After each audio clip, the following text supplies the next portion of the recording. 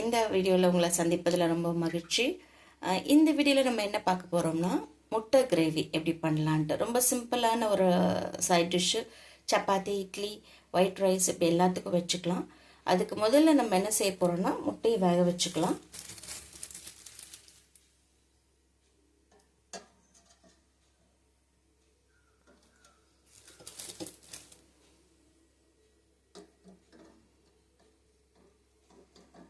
இது வந்து ரொம்ப அழுக்காக இருக்குது, அதனால் கழுவிட்டு போட்டுக்கலாம்.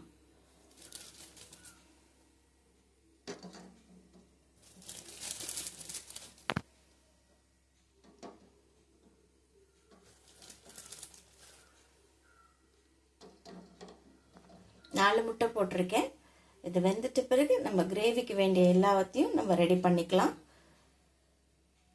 10 நிமிஷம் வெந்தால் போதும். போட்டிருக்கோம், வேகட்டும். முட்டை வெந்துருச்சு, 10 நிமிஷம் ஆயிடுச்சு. இப்போ நம்ம என்ன பண்ணணும், இப்போ ஆஃப் பண்ணிட்டு ஸ்டவ்வை, இப்போது நம்ம இந்த வெந்த முட்டையை சுடு தண்ணியிலேருந்து எடுத்து பச்சை தண்ணிக்கு மாற்றிக்கணும். ஏன்னா அப்படி மாற்றினாதான் நம்ம வந்து அந்த மஞ்சள் கருவு இருக்குது பார்த்தீங்களா, அந்த மஞ்சள் கருவு வந்து மேலே கிரே கலராக இல்லாமல் மஞ்சளாகவே இருக்கும். அதுக்காக தான் நம்ம உடனே பச்சை தண்ணிக்கு மாற்றிடுறோம். இல்லைன்னா நீங்கள் சுடு தண்ணிலே போட்டு வச்சுருந்தீங்கன்னா அந்த மஞ்சளோட கரு வந்து மேலே வந்து கிரே கலராக சேஞ்ச் ஆகிடும். அதனால பார்க்க நல்லா இருக்காது இல்லையா, அதுக்காக தான் அப்படி மாற்றுறது. தேவையான பொருட்கள் பார்த்துடலாம். 2 பெரிய வெங்காயம், 2 தக்காளி, 2 பச்சை மிளகாய், கொஞ்சம் கருவேப்பிலை, கொஞ்சம் கொத்தமல்லி. இதெல்லாம் நம்ம இப்போ வந்து எண்ணெயில் வதக்க போகிறோம். அதுக்கப்புறம் வந்து இதுக்கு வேண்டிய மசாலா ஒன்று ரெடி பண்ணி வைக்க போகிறோம். அது ரெடி பண்ணிக்கலாம். என்னெல்லாம் போடலான்றதை பார்க்கலாம். நம்ம வந்து ஒரு அரை மூடி தேங்காய், 2 லவங்கம், 2 பட்டை, 1 ஏலக்காய். இது வந்து கசகசாக்கு பதிலாக நான் முந்திரி போட்டுக்கிறேன். அப்புறம் 2 ஸ்பூன் பொட்டுக்கடலை. இது வந்து பைண்டிங்காக. இது போட்டால் கொஞ்சம் நல்லா நமக்கு திக்னஸ் கிடைக்கும். அதுக்கப்புறம் 1 ஸ்பூன் சோம்பு. இப்போ நம்ம 1 ஸ்பூன் சோம்பு போட்டுக்க போகிறோம். இது எல்லாத்தையும் சேர்த்து நம்ம வந்து மைய அரைச்சிடணும். அரைச்சி எடுத்துகிட்டு வந்துடலாம். முதல்ல வெங்காயம் தக்காளி எல்லாம் வதக்கிக்கலாம். இப்போ நம்ம வந்து வெங்காயம் தக்காளி எல்லாம் வதக்கிக்கலாம். இதுக்கு நம்ம கடலை எண்ணெய் தான் யூஸ் பண்ணணும், அப்போதான் ரொம்ப டேஸ்டாக இருக்கும்.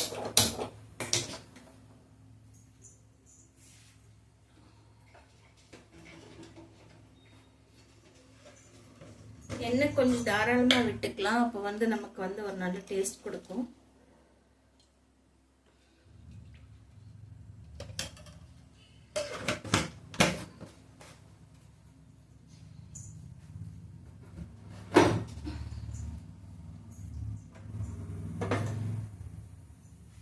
கட் பண்ணி வச்சிருக்கிற வெங்காயத்தை போட்டுக்கலாம். நீல வாக்கில் இந்த மாதிரி கட் பண்ணிக்கலாம். நம்ம வந்து தாளிக்க வேண்டாம், எதையுமே போட்டு எல்லாத்தையும் நம்ம சேர்த்து அரைச்சிட்டோம். அதனால இதில் வந்து தாளிப்பு ஒன்றும் போட வேண்டாம்.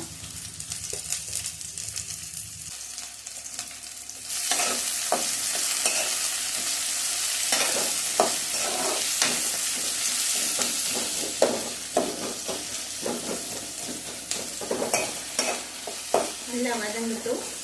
இப்போ கொஞ்சம் கல்லுப்பு போட்டுக்கலாம் வதங்கிறதுக்காக. கொஞ்சம் உப்பு போட்டுக்கலாம். அப்புறம் வேணா நம்ம டேஸ்ட் பண்ணிட்டு பத்தலைன்னா போட்டுக்கலாம்.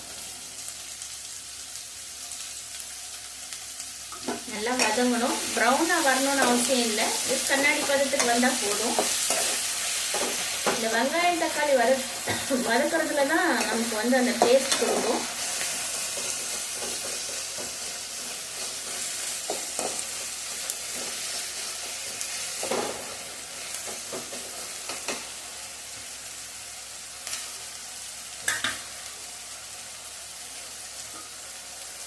வதங்கட்டும்.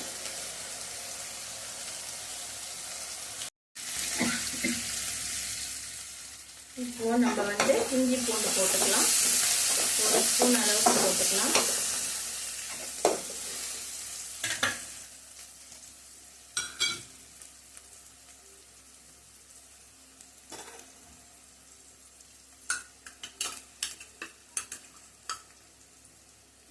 ஒரு ஸ்பூன் அளவுக்கு போட்டுக்கலாம்.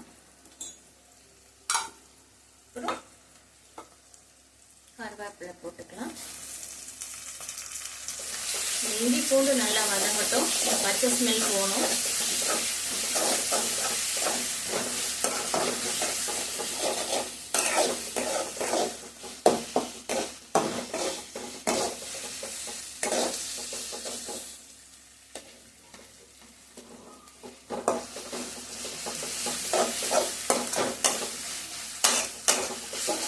இப்போ நம்ம எடுத்து வச்ச இந்த 2 பச்சை மிளகாய் போட்டுக்கலாம்.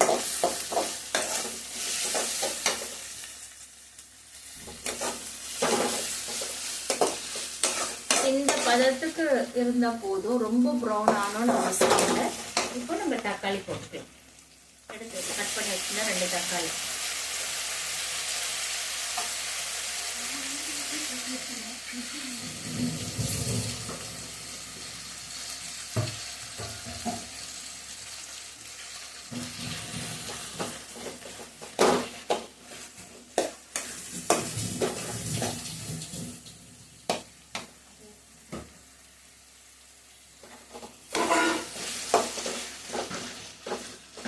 இது நல்லா வதங்கணும். அதுக்கப்புறம் தான் பொடிகள் எல்லாம் சேர்க்கணும். மஞ்சள் பொடி, மிளகாய் பொடி, தனியா பொடி எல்லாம் சேர்க்கணும். நல்லா வதங்கி நல்லா கிரேவி மாதிரி வரணும். அது வரைக்கும் நம்ம வதக்கணும். அப்பதான் இந்த வதக்குறதுல தான் டேஸ்டே நமக்கு கிடைக்கும். அதனால நல்லா வதக்கணும்.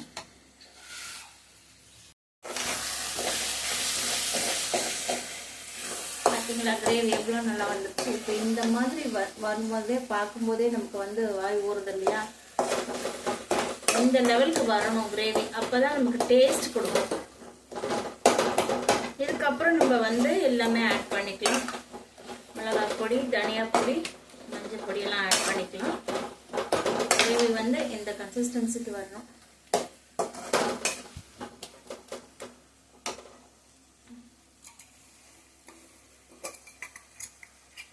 அரை ஸ்பூன் வந்து மஞ்சள் பொடி போட்டுக்கிறேன்.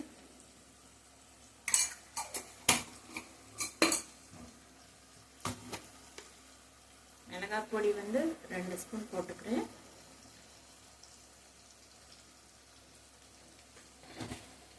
பச்சை மிளகாவும் போட்டுக்கோம், அதனால காரம் கம்மியாகவே போட்டுக்கலாம். தனியா வந்து ஒரு பெரிய ஸ்பூன்.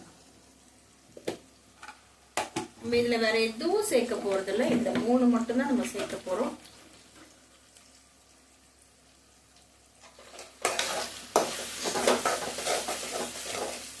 நல்லா வதங்கட்டும்.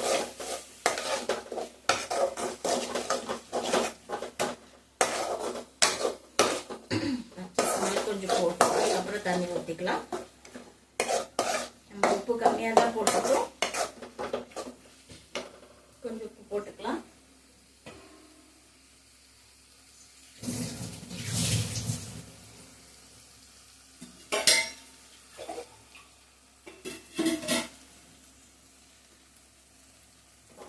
கொஞ்சம் எண்ணெயில வதங்கணும். அப்பதான் அந்த பச்சை ஸ்மெல் போகும்.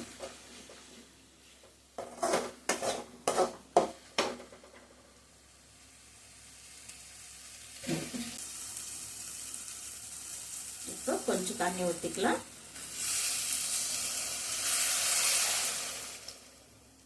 கொஞ்சம் ஊற்றினா போதும்.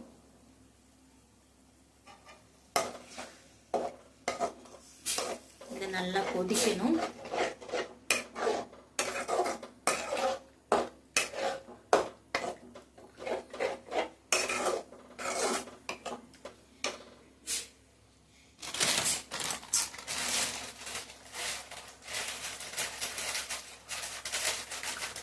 உப்பு நம்ம கம்மியா தான் போட்டோம் இல்லையா? அதனால கொஞ்சம் உப்பு போட்டுக்கலாம்.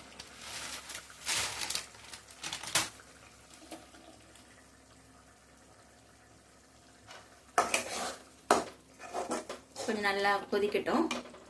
அதுக்கப்புறம் நம்ம வந்து தேங்காய் மசாலாக்காக அரைச்சி வச்சோம் இல்லையா? அது போட்டுக்கலாம்.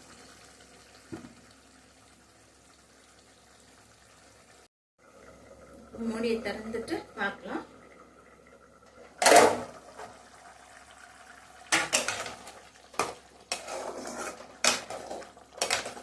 நல்லா கொதிக்கட்டும். கொஞ்சம் திக்னஸ் எண்ணெய் பிரிஞ்சு வெளியில் வரணும். அதுக்கப்புறம் தான் நம்ம தேங்காய் ஊற்ற போகிறோம். இதில் நான் உங்களுக்கு காமிச்சேன் இல்லைங்களா, தேங்காய், 2 லவங்கம், 1 ஏலக்காய், 2 பட்டை, அப்புறம் முந்திரி ஒரு 4, அப்புறம் உடைச்ச கடலை சும்மா பைண்டிங்காக இதெல்லாம் போட்டு நம்ம அரைச்சிருக்கோம். இதை நம்ம நல்லா கொதிச்ச பிறகு ஊற்றிக்கலாம். இப்போ நான் அந்த பர்னரில் நான் சப்பாத்தி சுட போகிறேன். சப்பாத்தியோட வீடியோ நான் அப்புறம் போடுறேன் உங்களுக்கு. இப்போ பார்த்தீங்களா, அந்த எண்ணெய் பிரிஞ்சு கரெக்டாக வந்துருச்சு. இப்போ நம்ம தேங்காய் அரைச்சி வச்சிருக்கோம்ல, அதை ஊற்றினா ரொம்ப நல்லா இருக்கும்.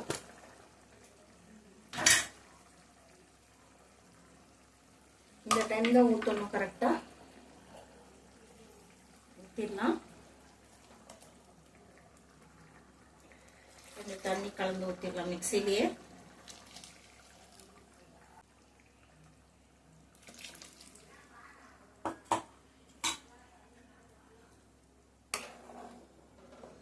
பார்த்தீங்களா,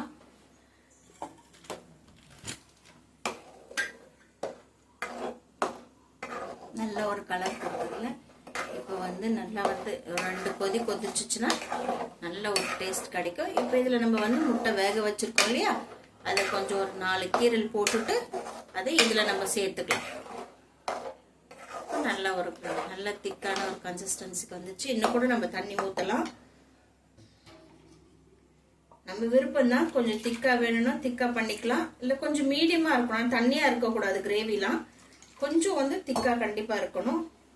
அப்பதான் அந்த கிரேவி கன்சிஸ்டன்சில இருக்கும். இப்போ இது கொதிக்கணும், அதுக்காக தான் நான் கொஞ்சம் தண்ணி ஆட் பண்ணேன். இது கொதிச்சு நல்ல ஒரு திக்கு. இது ஆல்ரெடி திக்கா தான் இருக்கு, பட் இன்னும் கூட கொஞ்சம் நம்ம பொட்டுக்கடலை போட்டதுனால நமக்கு அந்த பைண்டிங் இருக்குது.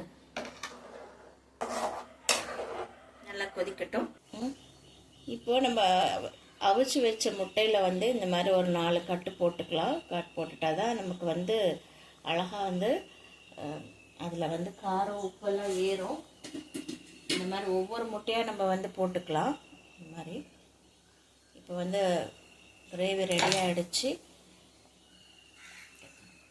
கிரேவி முடிஞ்ச பிறகு நம்ம கொத்தமல்லி போட்டு இறக்கணும். அப்போ தான் ரொம்ப டேஸ்ட்டாக இருக்கும். அது வீடியோவில் காட்ட மறந்துட்டேன். நம்ம சர்வ் பண்ணி சாப்பிட வேண்டியதுதான். லைக் பண்ணுங்கள், ஷேர் பண்ணுங்கள், சப்ஸ்கிரைப் பண்ணுங்கள்.